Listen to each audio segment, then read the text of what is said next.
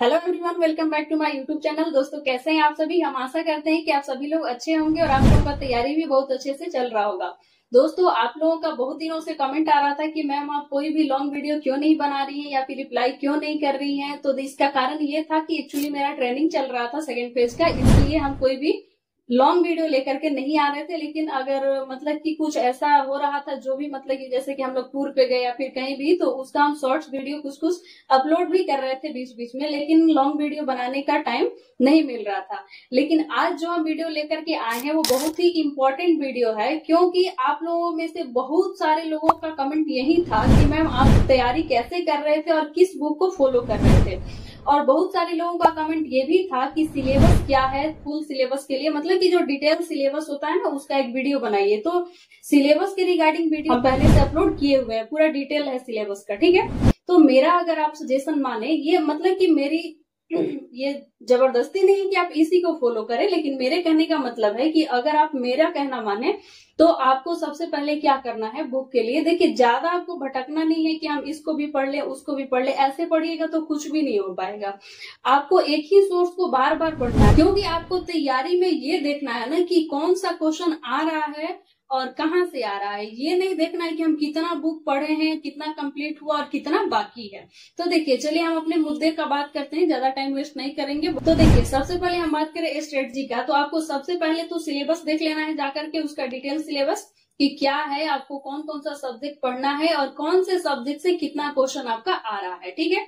उसके बाद से आपको तैयारी के लिए सबसे पहले आप जो हम बुक बता रहे हैं उसको आप एक बार पढ़ लीजिए, क्योंकि देखिए अभी आपके पास पर्याप्त समय है। इंटर लेवल का फॉर्म भरे होंगे तब से बैठे तो नहीं होंगे।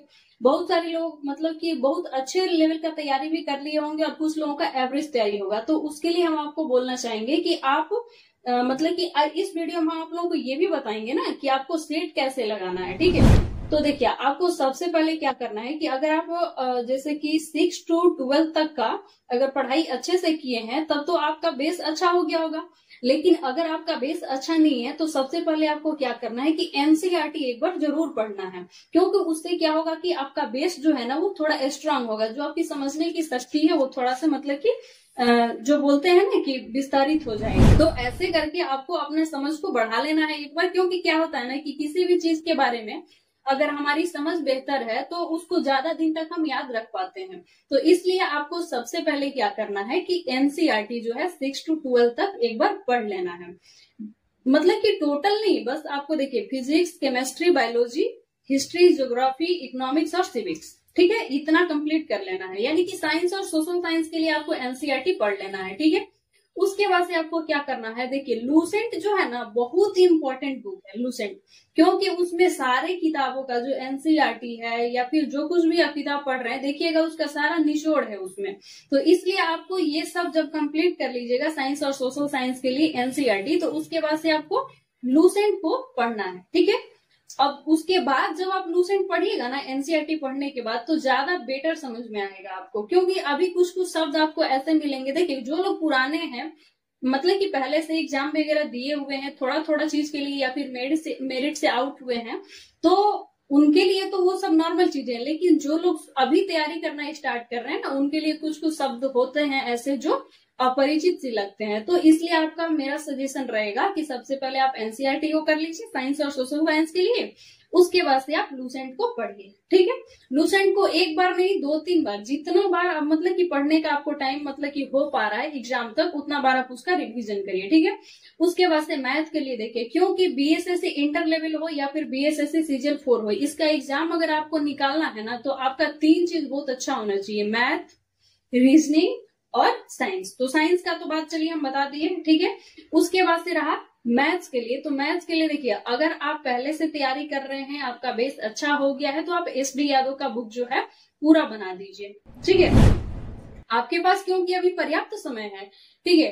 अगर पर्याप्त समय नहीं रहता तो उसके लिए कोई मतलब कि आप फटाफट जो जिससे मतलब कि आपका रिवीजन हो सके वो करते। लेकिन अभी आपके पास पर्याप्त समय है तो आप क्या करिए कि एस.डी. यादव का जो बुक है ना उसको मतलब कि जो रूल दिया गया है, जैसे कि आप जैसे ही लेसन को स्टार्ट करिएगा तो शुरुआती में आपको बताया गया है कि कितना टाइप का क्वेश्चन इसमें आपको कवर करना है, कैसे करना है। तो आप क्या करिए कि एक रूल पढ़िए, उस पर 4-5 क्वेश्चन बना लीजिए, फिर एक रूल पढ़िए, उस पर 4-5 क्वेश्चन बना लीजिए। ऐसे क्या होगा कि आपका कंसेप्ट क्लियर है, का बुक पढ़ना है, ठीक है, उसको आप कर लेंगे। अगर आप बेसिक से तैयारी करना चाह रहे हैं, आपका बेस अच्छा नहीं है, तो आर.एस. अग्रवाल का जो बुक है मैथ का, उसको आप एक बार कर लीजिए। उसके बाद से एस.डी. यादव का करिएगा तो ज्यादा समझ में आएगा, क्योंकि इसमें कुछ शॉर्टकट तरीका भी दिया गया है। तो जब तक आपका बेसिक समझ नहीं विकसित होगा तब तक आप शॉर्टकट को कैसे याद रख सकते हैं ज्यादा समय तक। उस टाइम तो आपको समझ में आएगा, लेकिन बाद में फिर समझ में मतलब कि दिमाग से निकल जाता है, क्योंकि उतना शॉर्टकट तरीका याद रखना मतलब कि मुश्किल होता है। जहां तक मेरी समझ है, जहां तक मेरा एक्सपीरियंस है, जैसे मेरे साथ होता था वो हम आप लोगों के साथ शेयर कर रहे हैं। तो ये हो गया साइंस, मैथ और जीके के लिए, ठीक है। अब देखिए, अब आपका रह गया रीजनिंग। तो रीजनिंग के लिए देखिए अरिहंत का बुक एक बार बना लीजिए, बहुत अच्छा किताब है, पूरा सारा लेसन उसमें वो मतलब कि एक बार आप अगर बना लेते हैं तो आपका जितना भी एग्जाम होता है ना जनरल कंपटीशन का, वो मोटा मोटी उसका जो सिलेबस है उससे कवर हो जाएगा। लेकिन आपको उसमें जो मतलब कि एक बार आपको तो हम सिलेबस बताएं उसको जरूर देख लेना है, क्योंकि उसमें पता चलेगा कि आपको कौन कौन सा टॉपिक से, कौन कौन सा लेसन से कितना क्वेश्चन आ रहा है। उसमें एग्जैक्ट नहीं लेकिन एक अनुमान बताए हैं हम, तो ऐसे आपको समझ में आ जाएगा कि आपको कौन कौन से चैप्टर को ज्यादा फोकस दे करके पढ़ना है, ठीक है। तो ये हो गया रीजनिंग के लिए अरिहंत, ठीक है। अब देखिए आपको हम बता रहे हैं कि सेट कैसे लगाना है। तो सेट लगाने के लिए जब आप इतना पढ़ लेंगे, एनसीईआरटी एक बार देख लिए, फिर लूसेंट से रिवीजन कर लिए। और देखिए लूसेंट का 2 बुक आता है, एक सब्जेक्टिव और एक ऑब्जेक्टिव। लेकिन जब एनसीईआरटी पढ़ने के बाद आप जो ये सब्जेक्टिव का बुक पढ़िएगा लूसेंट का, तो जो लेसन आप पढ़ रहे हैं ना सब्जेक्टिव में, उसी लेसन का लूसेंट ऑब्जेक्टिव का जो प्रैक्टिस सेट आता है ना, सेट नहीं बोले कि वो एक बुक ही है लूसेंट का, तो उसमें से आप सेट लगाइए। एक वीडियो है जिसमें हम बुक के बारे में और भी बताए हैं, तो उसमें भी आप देख सकते हैं, बुक भी दिखाए हुए हैं। तो उसमें आपको क्या करना है कि सब्जेक्टिव पढ़ना है और ऑब्जेक्टिव में सेट लगाना। इससे आपको ये पता चलेगा कि हम जो पढ़े हैं वो हमको कितना याद है, ठीक है। और देखिए जरूरी नहीं है कि हम जो पढ़े हैं उसमें एकदम 100% मेरा सही होगा, नहीं, ऐसा किसी का नहीं होता है। उसमें से 10-20%, 30% आपका गलती होगा ही होगा, तो इसके लिए घबराना नहीं है, वो सबके साथ होता है। तो ठीक है, ये हो गया उसका। अब सेट के लिए देखिए आपको क्या करना है कि दो प्लेटफॉर्म हम आपको प्रीफर कर रहे हैं। आप टेक्स्ट बुक का ले लीजिए, आप नहीं तो रुक्मणी पब्लिकेशन का ले लीजिए। उसमें आपको क्या करना है कि सबसे पहले जैसे जैसे आप चैप्टर को कवर कर रहे हैं वैसे वैसे आपको चैप्टर टेस्ट लगाना है। और चैप्टर टेस्ट लगाना है तो उस टाइम आप सेट लगा लिए, ठीक है, आपका कितना स्कोर हुआ नहीं हुआ तो आपको पता चल जाएगा। फिर उसके बाद से आपको ऑफसेट नहीं होना है। अगर मार्क्स कम भी आ रहा है तो क्या करना है कि अगर उस टाइम आपका मतलब कि इतना ये बचा हुआ है, जो धैर्य बोलते हैं ना, बचा हुआ है, कि कभी कभी क्या होता है ना कि हम सेट लगाते हैं तो अच्छा नंबर आया तब तो पढ़ने का मन करता है कि थोड़ा और पढ़ ले, लेकिन जैसे ही थोड़ा कम मार्क्स आता है तो मगर भाई नहीं पढ़ेंगे, छोड़ो हटाओ, ऐसे भी कभी कभी माइंड में आता है। तो उस टाइम आपको क्या करना है कि अपसेट नहीं होना है। अगर अच्छा मार्क्स आया तो उस टाइम तो आपका मन करेगा ही पढ़ने का, तो उस टाइम आप रिवीजन कर लीजिएगा। जो भी उसका एक्सप्लेन दिया रहता है ना वो बहुत ही इंपॉर्टेंट होता है, उसको एक बार पढ़ लीजिएगा।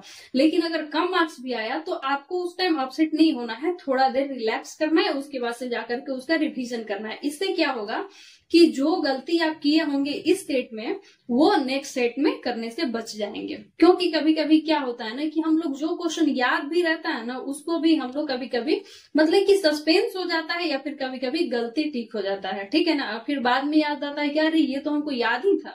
तो ऐसे करके होता है, सबके साथ होता है। तो ऐसे आपको सेट लगा करके उसका फिर रिवीजन भी करना है। और सेम वही अगर आप प्लेटफॉर्म का लगा रहे हैं तो उसका भी सेट लगाइए। उसके बाद से उसका एक बार डिटेल जो दिया और होता है एक्सप्लेन, उसको पढ़ लीजिए। मैथ्स, रीजनिंग, जीके, जीएस जो भी हो सबको पढ़ लीजिए। अगर सही हो गया मैथ रीजनिंग तो कोई दिक्कत नहीं है, लेकिन जीके और साइंस जो है आपको एक बार रिवाइज करना बहुत जरूरी है। उसका जो डिटेल दिया है उसको पढ़ना जरूरी है। क्योंकि ऐसे क्या होगा कि सेट में तो एक क्वेश्चन है उसको आप कर लिए, लेकिन अगर उसका आप एक्सप्लेन पढ़ेंगे तो 2-4 क्वेश्चन और भी आपके बन जाएंगे। तो हो सकता है कि वो क्वेश्चन हूबहू ना पूछ करके उससे रिलेटेड क्वेश्चन पूछ दे। तो ऐसे आपका जो बेस होगा और भी स्ट्रांग होते जाएगा। और देखिए ये टेक्स्ट बुक का तो हम बता रहे थे कि चैप्टर टेस्ट आपको लगाना है, फिर उसके बाद से उस पे सेक्शनल टेस्ट भी दिए रहता है, वो भी आप लगा सकते हैं। उसके बाद से मिनी टेस्ट देता है, फिर फुल टेस्ट देता है। तो ऐसे करके धीरे धीरे आपको आगे बढ़ना है। अगर आप इन सारे स्टेप्स को फॉलो कर रहे हैं तो आप मतलब कि ज्यादा नहीं, बस 1 से 1.5 महीना भी अगर आप इस तरीके से पढ़ाई कर रहे हैं तो आपको जो फर्क है वो साफ नजर आएगा। उसके बाद से फिर आप मेरे चैनल पे आइएगा और अपना एक्सपीरियंस जरूर शेयर करिएगा कि हम ऐसे फॉलो किए और मेरा क्या प्रोग्रेस हुआ, या फिर क्या मेरा कमी था जो दूर हुआ, या फिर कोई फायदा नहीं हुआ। मतलब कि जो भी हो आप अपना एक्सपीरियंस एकदम रियल शेयर करिएगा कि हम इन स्टेप्स को फॉलो किए, इस स्ट्रेटजी को फॉलो किए तो मेरा जो पढ़ाई था उसमें कुछ सुधार हुआ, या फिर और भी गिरावट आया, या फिर जैसे का तैसे रह गया। आप एकदम रियल अपना एक्सपीरियंस आकर के जरूर मेरे वीडियो में कमेंट्स के जरिए शेयर करिएगा, ठीक है ना। और फिर एक बात ये भी है, अगर आप लोगों को कोई भी और भी डाउट हो, ये तो बुक के रिगार्डिंग हो गया और टेस्ट कैसे लगाना है ये मतलब कि हम बताए इस वीडियो में, लेकिन इसके अलावा अगर आप लोगों को कोई भी डाउट हो तो आप लोग बेधड़क मेरे चैनल पे आकर के किसी भी वीडियो में कमेंट करके पूछ सकते हैं। हम उसका रिप्लाई करने का एकदम कोशिश करते हैं। रिप्लाई तभी नहीं कर पाते हैं जब मेरा शेड्यूल थोड़ा बिजी चल रहा होता है, मेरे पास टाइम नहीं होता है, अन्यथा हम रिप्लाई करने का पूरा कोशिश करते हैं कि या तो हम आप लोगों को कमेंट के माध्यम से रिप्लाई कर दें, या फिर कुछ ऐसा कमेंट है जो बहुत सारे लोगों का है तो उसमें हम वीडियो बनाने का कोशिश जरूर करते हैं।